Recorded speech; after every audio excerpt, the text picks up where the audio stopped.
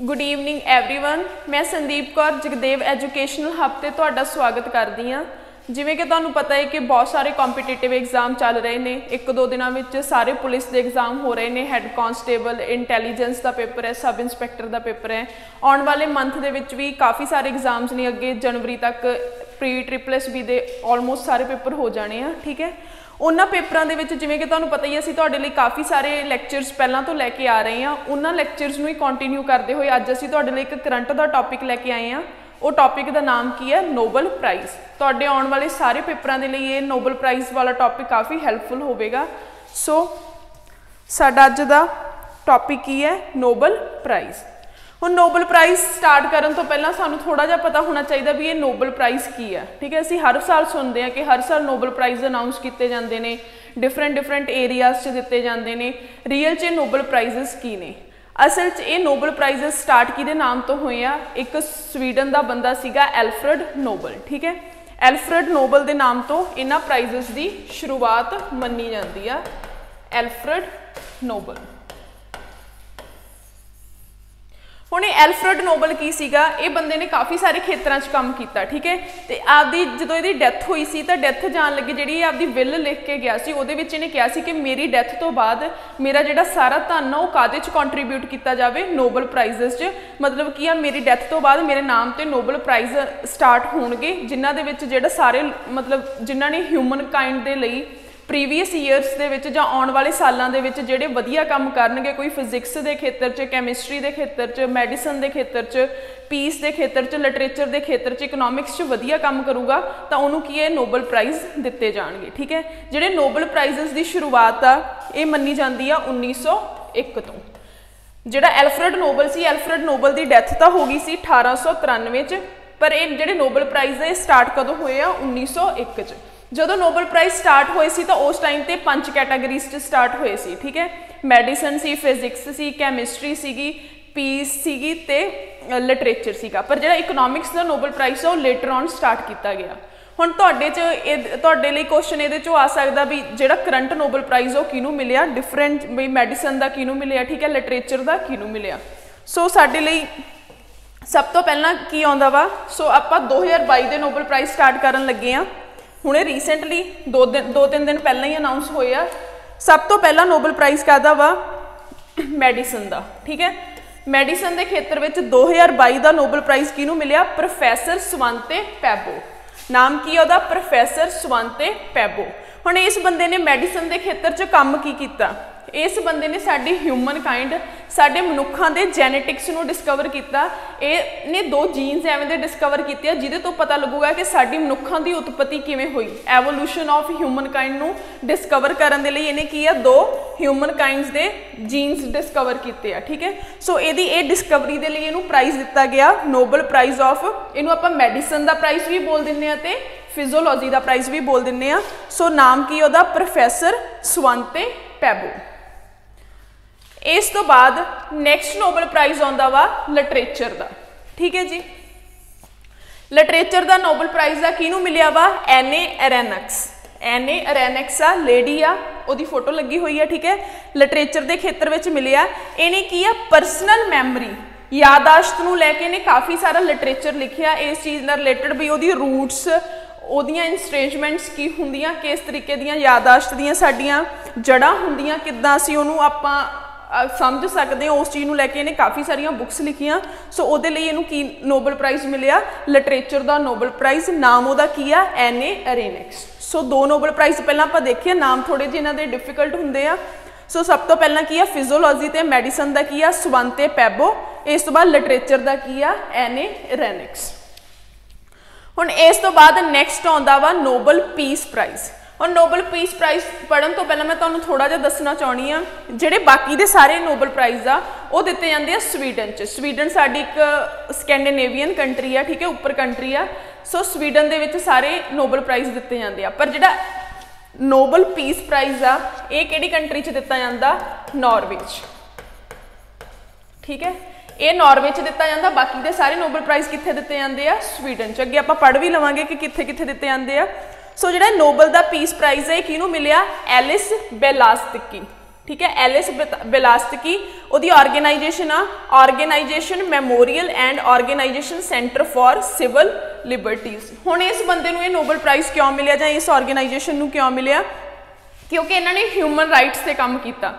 किते किते किसी भी प्लेस च वर्ल्ड च ह्यूमन राइट्स की वायलेशन हो रही सी, ठीक है, ह्यूमन राइट्स से ह्यूमनस से क्राइम्स हो रहे सी, उस चीज़ को लैके इन्होंने काम किया, ह्यूमनस को प्रोटैक्ट किया, उन्होंने फंडामेंटल राइट्स के लिए काम किया। तो ये की मिले इन्हों Nobel peace prize Alice Bialiatski, ठीक है जी। इस तो बाद नैक्सट नोबल प्राइज़ आता वा फिजिक्स का, नोबल प्राइज़ इन फिजिक्स। हुण नोबल प्राइज़ बारे ये नाल ही थोनों बहुत सारिया गल्लां पता लग जाणगियां। एक गल थोनों की पता लगी है भी जिहड़ा नोबल प्राइज़ पीस का वो कित्थे दिता जांदा, नॉर्वे की कैपीटल आ ऑसलो दे विच, ठीक है। बाकी सारे दे सारे नोबल प्राइज़ कित्थे दिते जांदे आ, स्वीडन दे विच दिते जांदे आ। हुण जदों आपां फिजिक्स का प्राइज़ पढ़ रहे हैं, आपां देख रहे हैं इत्थे 3 नाम लिखे हुए आ। सो ये तो की पता लगता भी नोबल प्राइज़ ये जरूरी नहीं है भी सिर्फ एक व्यक्ति नूं दिता जाए, एक बंदे नूं दिता जाए, एक तो वध नूं दिता जा सकदा, मैक्सीमम एक नोबल प्राइज़ 3 बंदियां नूं दिता जा सकदा, ठीक है जी। सो जिहड़ा फिजिक्स का नोबल प्राइज़ वो 3 जाणियां नूं मिलिया, किहड़े-किहड़े आ, एलान आस्पेक्ट, जॉन क्लॉजर ते तीजा कौन आ, एंटन जेलेंचर, ठीक है। एलान आस्पेक्ट, जॉन क्लॉजर ते एंटन जेलेंचर। सो हुण इन्हां नूं नोबल प्राइज़ क्यों मिलिया फिजिक्स का, इन्हां ने काहदे विच काम कीता, इन्हां ने काम कीता क्वांटम फिजिक्स ते। क्वांटम फिजिक्स की एक कैटागरी है, सो इन्होंने मेनली क्वांटम फिजिक्स से काम किया, जिहदे लई की मिलिया इन्हों नोबल प्राइज़ इन फिजिक्स। इस तो बाद नैक्सट है नोबल प्राइज़ इन कैमिस्ट्री, ठीक है। कैमिस्ट्री का 2022 का नोबल प्राइज़ ये भी 3 जाणियां नूं मिलिया। इन्हां दे नाम की है, कैरोलिन बेरटोजी, ठीक है, मॉर्टन मेल्डल ते बैरी शार्पलेस। कैरिटन बर्टोजी, मॉर्टन मेल्डल ते बैरी शार्पलेस। इन्हों ने काहदे ते काम किया, एक कैमिस्ट्री की किस्म आ क्लिक कैमिस्ट्री, ये उपर इन्होंने काम किया। सो ये ते एक बायो ऑर्थोलॉन्गल कैमिस्ट्री। सो 2 कैमिस्ट्री से इन्होंने काम किया।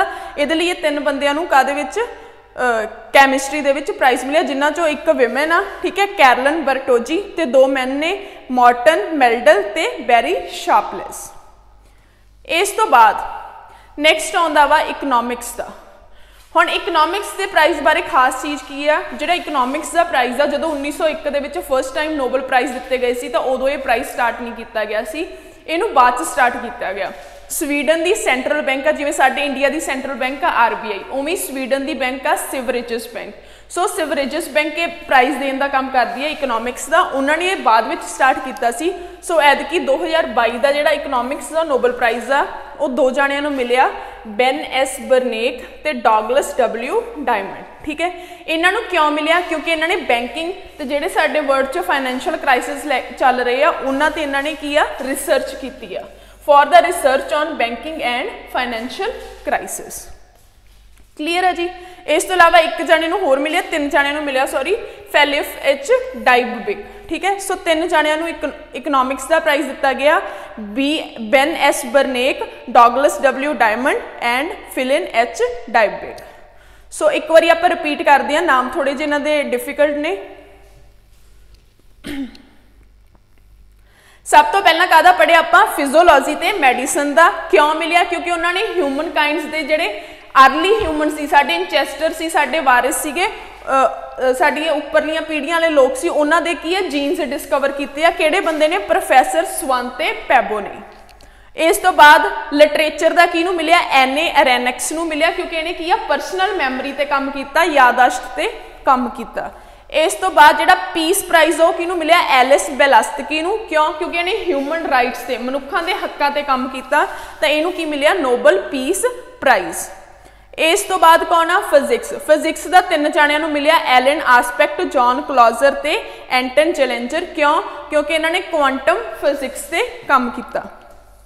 नैक्सट आता जी कैमिस्ट्री का भी 3 जाने, फिजिक्स कैमिस्ट्री ते इकनॉमिक्स से 3 जाणियां नूं मिलिया, ठीक है। कैमिस्ट्री का 3 जाणियां नूं किहड़े नूं मिलिया, कैरोलिन बर्टोजी, मॉर्टन मेल्डाल ते बैरी शार्पलेस, क्योंकि उन्हें क्लिक कैमिस्ट्री ते बायो ऑर्थोलॉन्गल कैमिस्ट्री ते काम किया। ते इकनॉमिक्स का मिलिया वा, Ben S Bernanke, Douglas W Diamond and Philip H Dybvig. क्यों, क्योंकि ਇਹਨਾਂ ਨੇ ਕੀ ਆ ਬੈਂਕਿੰਗ ਤੇ ਫਾਈਨੈਂਸ਼ੀਅਲ ਕ੍ਰਾਈਸਿਸ ਤੇ ਕੰਮ ਕੀਤਾ।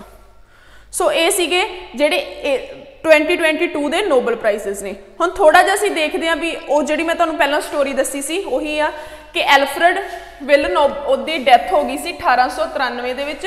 ਉਹਨੇ ਆਪਦੀ ਵਿਲ ਲਿਖੀ ਸੀਗੀ। ਉਸ ਵਿਲ ਦੇ ਵਿੱਚ ਕੀ ਲਿਖਿਆ ਗਿਆ ਸੀਗਾ ਕਿ ਮੇਰੀ ਡੈਥ ਤੋਂ ਬਾਅਦ ਕੀ ਆ ਨੋਬਲ ਪ੍ਰਾਈਜ਼ ਸਟਾਰਟ ਕੀਤੇ ਜਾਣਗੇ ਤੇ ਉਹ 5 ਕੈਟਾਗਰੀਜ਼ 'ਚ ਸਟਾਰਟ ਹੋਏ ਸੀ, ਫਿਜ਼ਿਕਸ, ਕੈਮਿਸਟਰੀ, ਫਿਜ਼ੀਓਲੋਜੀ ਔਰ ਮੈਡੀਸਨ, ਲਿਟਰੇਚਰ ਐਂਡ ਪੀਸ 'ਚ। ਠੀਕ ਹੈ ਜੀ। ਹਰ ਸਾਲ ਅਕਤੂਬਰ ਦੇ ਮਹੀਨੇ 'ਚ ਪ੍ਰਾਈਜ਼ ਦਿੱਤੇ ਜਾਂਦੇ ਆ। ਤੇ ਜਿਹੜਾ ਇਕਨੋਮਿਕਸ ਦਾ ਨੋਬਲ ਪ੍ਰਾਈਜ਼ ਉਹ ਕੀ ਆ ਲੇਟਰ ਔਨ ਸਟਾਰਟ ਕੀਤਾ ਗਿਆ, ਬਾਅਦ ਵਿੱਚ ਸਟਾਰਟ ਕੀਤਾ ਗਿਆ।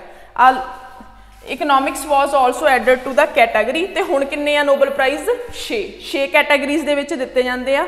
ਜਿਹੜਾ ਲਿਟਰੇਚਰ ਦਾ ਨੋਬਲ ਪ੍ਰਾਈਜ਼ ਉਹਨੂੰ ਕੌਣ ਦਿੰਦਾ ਵਾ ਸਵੀਡਿਸ਼ ਅਕੈਡਮੀ ਆ। ਸਵੀਡਨ ਦੇ ਵਿੱਚ ਇੱਕ ਅਕੈਡਮੀ ਬਣੀ ਹੋਈ ਆ, ਉਹ ਲਿਟਰੇਚਰ ਦਾ ਨੋਬਲ ਪ੍ਰਾਈਜ਼ ਦਿੰਦੀ ਹੈ। ਕੈਮਿਸਟਰੀ ਦਾ ਕੌਣ ਦਿੰਦੀ ਆ ਸਵੀਡਨ ਦੀ ਹੋਈ ਇੱਕ ਹੋਰ ਅਕੈਡਮੀ ਆ royal Swedish academy of sciences. So ਇਹ ਦਿੰਦੀ ਹੈ ਕੈਮਿਸਟਰੀ ਦਾ ਨੋਬਲ ਪ੍ਰਾਈਜ਼।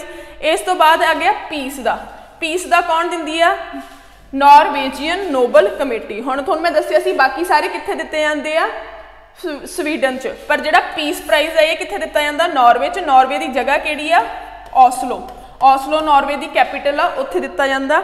ਉਸ ਤੋਂ ਬਾਅਦ ਫਿਜ਼ੀਓਲੋਜੀ ਔਰ ਮੈਡੀਸਨ ਦਾ ਕਿੱਥੇ ਦਿੱਤਾ ਜਾਂਦਾ ਕਾਰੋਲਿੰਸਕਾ ਇੰਸਟੀਚਿਊਟ ਸਵੀਡਨ 'ਚ ਹੀ ਦਿੱਤਾ ਜਾਂਦਾ। Physics the royal Swedish academy of sciences.